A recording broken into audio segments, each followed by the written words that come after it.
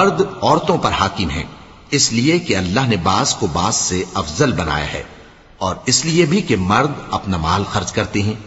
تو جو نیک بیویاں ہیں وہ فرمانبردار ہوتی ہیں، اور ان کے پیٹھ پیچھے اللہ کی حفاظت میں مال و آبرو کی خبرداری کرتی ہیں۔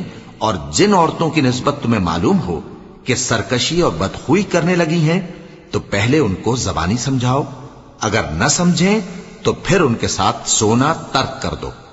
اگر اس پر بھی باز نہ آئیں تو زد و کوب کرو، پھر اگر تمہارا کہنا مان لیں تو پھر ان کو ایذا دینے کا کوئی بہانہ مت ڈھونڈو، بے شک اللہ بہت اونچا ہے، بڑا ہے۔ اور اگر تم لوگوں کو معلوم ہو کہ میاں بیوی میں انبن ہے تو ایک منصف مرد کے خاندان میں سے اور ایک منصف عورت کے خاندان میں سے مقرر کرو، وہ اگر صلح کرا دینی چاہیں گے تو اللہ ان میں موافقت پیدا کر دے گا۔ کچھ شک نہیں کہ اللہ سب کچھ جانتا ہے، سب باتوں سے خبردار ہے۔ اور اللہ ہی کی عبادت کرو اور اس کے ساتھ کسی چیز کو شریک نہ بناؤ، اور ماں باپ اور قرابت والوں اور یتیموں اور ناداروں اور رشتہ دار ہمسایوں اور اجنبی ہمسایوں اور پاس بیٹھنے والوں اور مسافروں اور جو لوگ تمہارے قبضے میں ہوں سب کے ساتھ حسن سلوک کرو۔